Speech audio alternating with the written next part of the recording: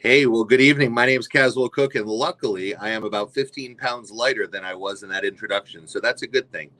Tonight we have a great show for you. It's actually a little bit different than what we normally do. Instead of it just being the Caswell Cooke show, we're also going to have a co-host tonight as we talk to our guest, Gilbert O'Sullivan, and our co-host is Mike Jackman. So I'm going to bring him on screen. Mike, you are the host of Jackman Radio. Yes, sir. Thank you so much, Caswell, for putting this together. And this is a great Caswell Cooke Jackman Radio joint venture. And man, been a big fan of Gilbert since college. So this is a real treat for me.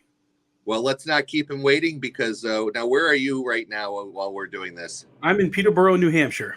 And I'm in Westerly, Rhode Island. And now we're going to go across the pond, and we're going to bring on our guest today, the one and only Mr. Gilbert O'Sullivan. Mike and Caswell. Good to see you. Absolutely. Hey, Gilbert, thanks for being here. Okay, so I think we should kick it off, and you should tell us about the Driven Tour. When is that coming, and what inspired you to come back to the United States the next year? Well, I guess that 2 years ago, just before pandemic, 3 years ago, I guess now, we managed to come over for a few days. New York, I think, and Boston, I think. And then pandemic hit, the COVID hit.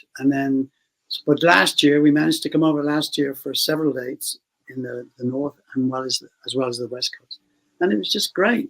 And so we have a 3-year visa, so we're taking advantage of that. And with the new album that we've released this year, the best promotion we can do, whether it's with you or in Europe or Japan or in the UK and Ireland, is to get out there and play to an audience. So that's part of the joy of what we're hoping to bring to you. And I think we have the tour dates that we're going to put up on the screen while we're talking as well. So this will tell you all the different places that Gilbert's going to be, but it's going to be kicking off in an area that's kind of between where Mike and I are broadcasting from, which is Boston City Winery on March 11th, and then heading to New York, and then taking it out to Cleveland and St. Louis, Chicago, Atlanta, Nashville. So you're going to really get around in a short period of time, Gilbert. Yeah, and then we're doing the West Coast. Last year, we did the West Coast at the same time. This time, what we're doing with the West Coast is we're coming back to the UK, and then we're going back to the West Coast in October. I think San Francisco, Los Angeles, a few other places and stuff. But it's just great. I mean, it's what I like about the places we're playing at the winery is that the intimacy of the room suits myself and my guitar player perfectly. It's up close, personal, just the two of us. So over 2 hours, everybody gets to hear the words clearly. Thank God the lyrics are not just Moon in June and I Love You, Baby. There's some interesting lyrics that I'm singing. So it's an enjoyable experience, and it's just great to be performing for you. Yeah, I saw I think the announcement, Gilbert, was in 2019 that you were going to be coming to the City Winery in 2020. And yes. Of course, we all know what happened, and that was canceled. But there was a lot of people who were excited because I think you really hadn't toured the States since 1980 or 81 or something like that. No. The story, if you want the full story, I'll try and make it as brief as possible. After having 3 million sellers in America with Alone Again, Claire, and Get Down, my manager, Gordon Mills, who managed Tom Jones and Egbert Humphrey, they were touring in arenas and stuff. So here Gordon Mills had to make a decision for my first tour of America in 73 on the back of the success. Does he support the Moody Blues, who were huge, or does he go out on his own like Tom and Engelbert? Big mistake putting me out. They put me out like Tom and Engelbert. New York was great, Carnegie Hall, but when we got to the bigger places, they were not selling seats. It was looking bad. So the tour got pulled. So I think after so many days, it just got pulled, left in the middle of the night. And so it was a wonderful disaster because we had a private plane, a great band, we had an orchestra. We all had a great time on the plane singing together. So it was extremely well organized, but it was a disaster. So that's the last time we were here. So the great thing was this time, and it's funny when we come out in 2019 to do the few dates before COVID, it was weird coming out to an audience saying, it's great to be here after 40 years. It's really weird. So yeah, so we got there. But here's another thing. In the 90s, we had tried to come over to you, but I had a band. I had a really good band. 2 guitars, bass, drums, keyboards, a lot, 2 girl singers. But the cost of bringing it to you is, you can imagine, it's extremely expensive. So that just wasn't on. When we reduced it to the 2 of us, we started off in Europe doing that. Suddenly the door with you opened, obviously, because it was expense was much slimmer. So we haven't done it to reduce the cost. We've done it because that's something that I really enjoy doing. I want to play a video of you singing one of your hits, Get Down, with Sir Elton John. I think Ben's going to put that up on the screen, and then I want to ask you about it after he plays it. So, Ben, if you've got that video, why don't you roll it now?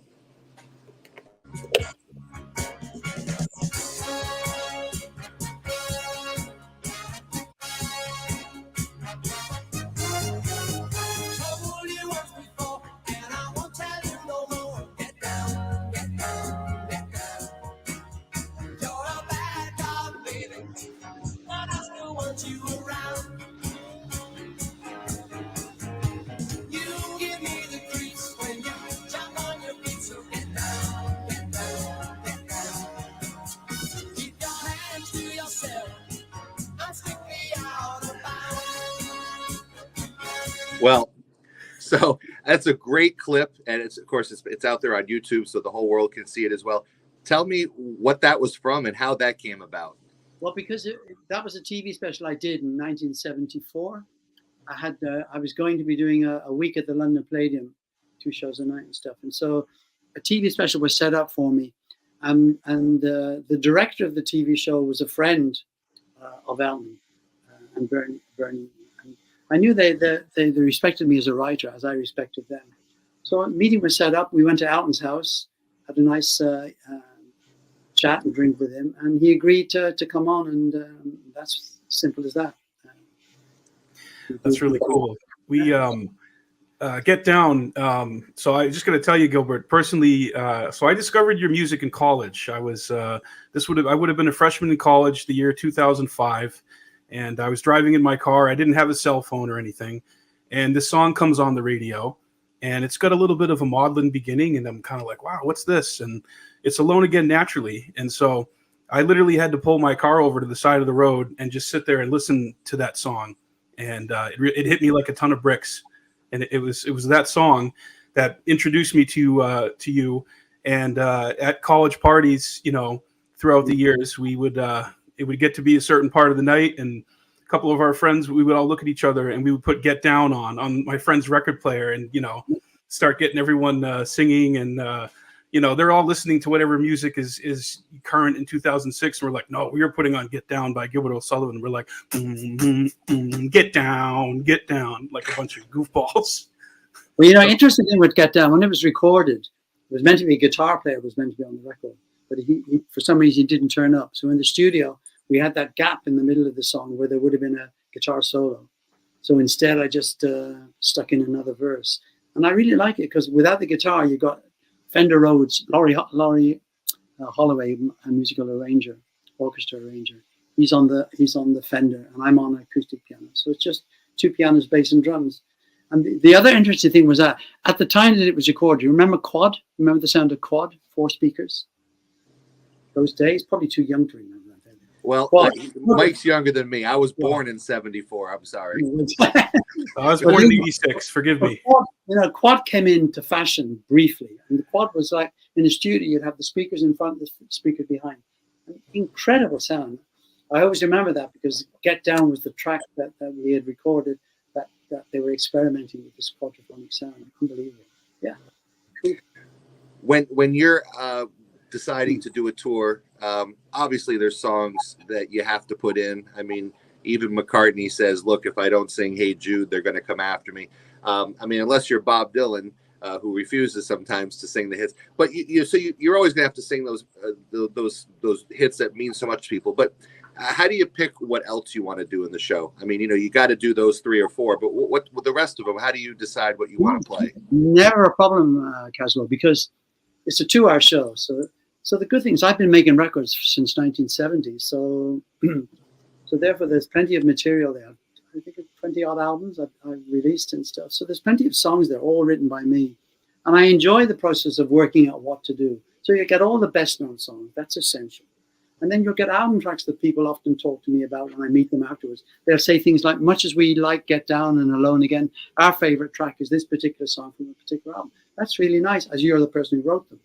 And the third the thing is that an element of new material. So we play three or four songs from the new album. So the mix combined makes for, thus far, a very interesting show. So I chop around, we change little things here and there, but generally that's pretty much how it goes. Yeah, we obviously love the hits. It was really great, though. I was at the show last year. Caswell was there as well at the Boston City Winery, and it was great to see you play "What's in a Kiss," and that was really cool to see that one. And Mr. Shanley, phenomenal on guitar, and like you were saying, just the two of you up there, everything was really crystal clear. And I have better seats this year, so I'm really excited. We'll be back there. That show is going to be Saturday, March 11th, folks, at the Boston City Winery. We have closer seats, so I'm really excited to see how it sounds. But yeah, the winery, the acoustics in there are, depending on where your table is, are pretty good. Yeah, and we also, when we play New York, interesting thing, the last time we were there, I wrote this song some years ago called All They Wanted to Say, which was an aspect of 9/11 that I picked up on. Not the planes hitting the building, but another aspect. So I wrote the song All They Want to Say, and I used to get a lot of email from people, a lot of letters and emails from people in America that said how much they liked it. And so when we were in New York for the very first time on that first visit, we sang it there, and it was actually quite emotional for me to sing that then. When we did New York last time, early last year, we didn't have it in there for some reason. And during the show, a couple of people in the audience put their hands up and said, "Please, Gilbert, will you play All They Wanted to Say?" So I looked at Bill and said, "Of course we do it." So now it's permanently in there. We'll probably do it for you guys when we come to Boston, because it has a kind of resonance for me. I write very few songs about real subjects, but when I do pick up on a real subject, I find it interesting as a lyricist to get into a situation. So we'll be performing that for you. Let's talk about new music that you've been obviously you've been putting out albums, as you said, for many, many, many years. We do have a video we wanted to play, so Ben will take that next video now, which is a duet. We'll play a little bit of that, and then we'll come back and talk to Gilbert about the most recent album.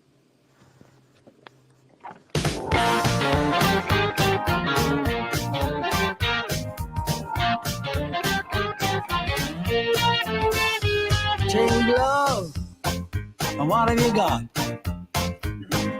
Half of what you thought of as being a lot. In your mind, it's a pleasure dome. You suspect me from the start when you see what it does when it's in your heart. Take love, what it does, it soars. Nothing like to bring you up. That's the reason it becomes. There was our clip. But so tell us about that record you made. Well, with Katie, yeah, I mean, that's on the album. We've done it. We have two duets, two really nice duets. The other one, of course, is Mick Hucknall from Simply Red. But we had recorded the track, and I was really happy with the track. I said to my producer, we thought this would make a good duet. So who do we approach? So I mentioned to him that Katie Tunstall had released a record some years ago called Suddenly I See, a big hit for her in Europe and the UK. And I felt that was a kind of similar kind of feel. So yeah, so we thought, okay, let's approach Katie. She's based in California, lives in Los Angeles. And so we sent her the song. She really loved it. And then we sent her the part, said, sing what you want. And came back. And the nice thing was that she came to London afterwards. And that's the first time we met up, other than speaking on the phone. And so we spent the day doing the video. And that was really nice. I hadn't done a video in about 30 odd years. So it was kind of fun to do that. Yeah, there's great energy in that video. Yeah, she's really nice too. What about, so how did you get involved with Mick from Simply Red? I'm a huge fan of Simply Red, but you know, he's obviously got amazing hits throughout the years, probably more in England than he does in the United States, but huge fan base here too. How did you know him, or did you just seek him out for the song? Well, no, the story is I had met him a few years earlier at a Teenage Cancer Trust charity show that he was playing in. And we got involved with Teenage Cancer Trust, so we were there. So I went to meet him. I knew he was a fan of my music because I'd been told that. And so we had a nice chat and stuff. That was pretty much it. He came to see a concert not long afterwards that we had done in the UK. But on the album, Andy Wright, the producer, produces Simply Red. He also produces Simple Minds, and now he's producing Simple O'Sullivan. So you know, so Andy said that because he would be going to visit, he was a friend of Mick's, obviously as his producer, so he was going down there. And when he was there one time, Mick said to him, "Look, if Ray's got a song that I could do as a duet with him, I'd love to do it."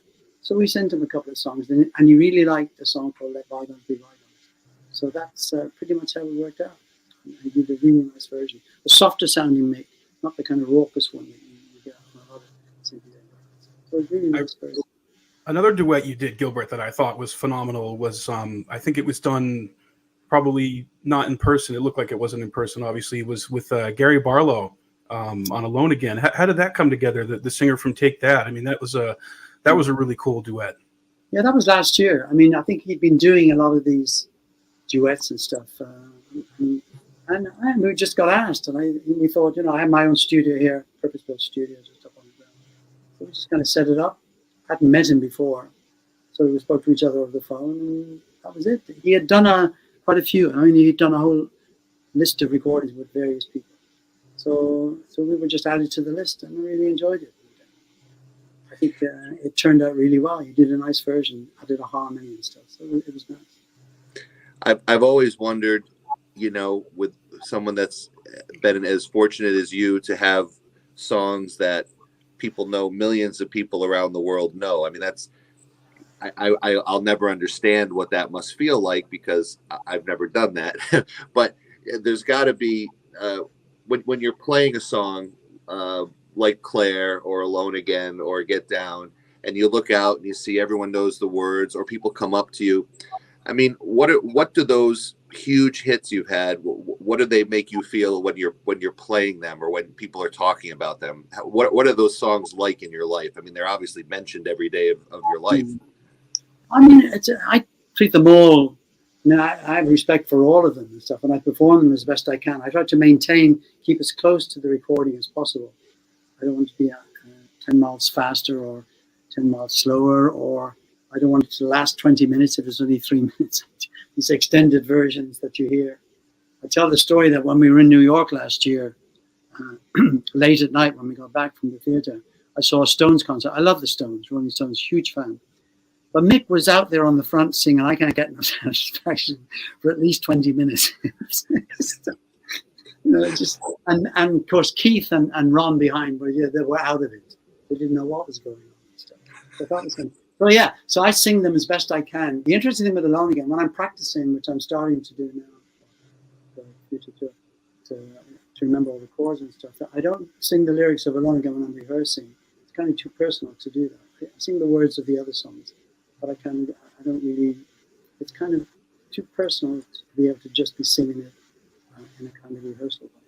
So, but I enjoy performing, and the reaction, as you say, you get that special reaction because they're familiar with that, perhaps, than they are with other songs. But the nice surprise too, when you play them something they're not heard, and then when I meet people afterwards, they'll say, "What was that song that you played?" So that's an interesting aspect of performing, because as I say, people will tell you that they love Alone Again, they love Claire, but they also find there's this particular track. We do a track on the stage concert, Miss My Love Today and stuff, and that was always never a hit. It was an album track, but so something like that for me is special and also good because I write them.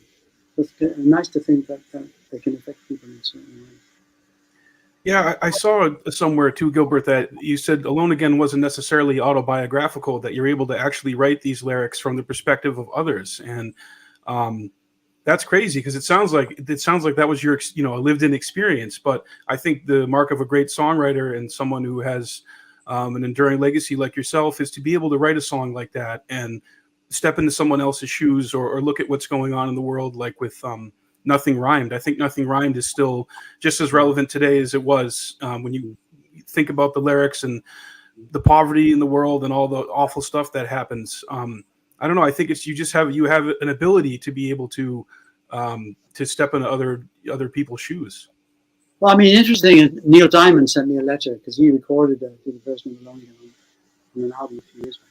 Sent me a lovely letter and said how much he liked the song. And he found it kind of difficult for somebody so young. I was 22 when I wrote it. He felt that was unusual for somebody to write that song like that. But here's the thing. To be a good lyricist, you don't have to experience the subject. An understanding of it gets you into it. That's the joy of lyric writing. You get into a subject matter. And so it's an understanding what you think somebody's going through in that situation. That's what I enjoy about that. And so, it's a serious subject. I mean, if you're writing about some attempted suicide, writing about death, that's not a happy tune. But it's important that if you're going to do that, to make sure that your understanding of it is correct. But I think that's what makes you a good lyricist. Nothing rhymed. Interestingly, when Nothing Rhymed is the verse in Nothing Rhymed, which talks about starving children. In England, and maybe Europe too, that was the first time people had ever seen starving children on television. This is 1969. I mean, it was just mind-boggling to see. Nobody had ever seen that. A filmed report of these starving children in Biafra. And so that, and that's what I was writing at the time, because I like to pick up on things that's going on in the world. That's how the aspect of that song turned up in Nothing Rhymed. Does the word retirement resonate with you, or is it something that you would never do because it's what you do? I'm just curious. Some people do the big farewell thing and they say this is it or whatever. Elton. Most of the time it's not. Well, but I think Elton is doing a Sinatra, isn't he? It's every time he goes out, it's the last one and stuff. I think he likes it so much. But no, I mean, if my voice maintains it, my voice is in a good. I think I sound good, so I look after my voice, so that's okay. If the voice wasn't there, perhaps I wouldn't bother, wouldn't do it, wouldn't want to do it.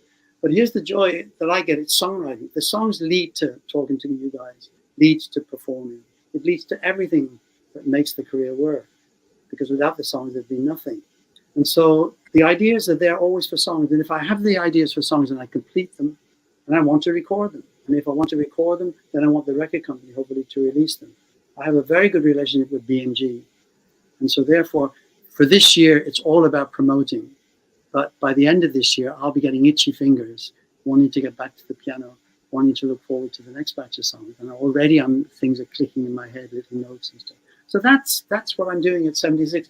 I'm the same person at 76 that I was at 16, because in the garden shed in Swindon, in England, when I started to write, Dylan was a huge influence, Lennon, McCartney and stuff were big influences. And so all I'm doing is sitting at the piano, doing what I'm doing now. Technology is brilliant. I mentioned the studio I have, 48-track digital studio, SSL desk, all that stuff. But I don't write up there. I write in a room with a piano, albeit it might be a better piano than the one I had in the garden shed. But that's all I need. And I use cassettes. I think, Diane Warren, I believe, also records on cassettes. I don't like digital devices because every time you would use them, you have to put glasses on and rewinding is terrible. With cassettes, stick in the cassette, record, do it. They don't sound great, but if it's a good song, it doesn't matter. So I love cassettes. I have difficulty getting hold of them.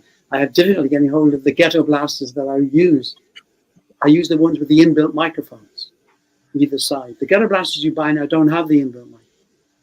So the ones I want. From the 80s? Like you're looking for like a boombox from the 80s or? Yeah, but it's the inbuilt mic that's the key. It's the inbuilt microphone either side, because I can place it on top of the piano and in the cassette, I'm off.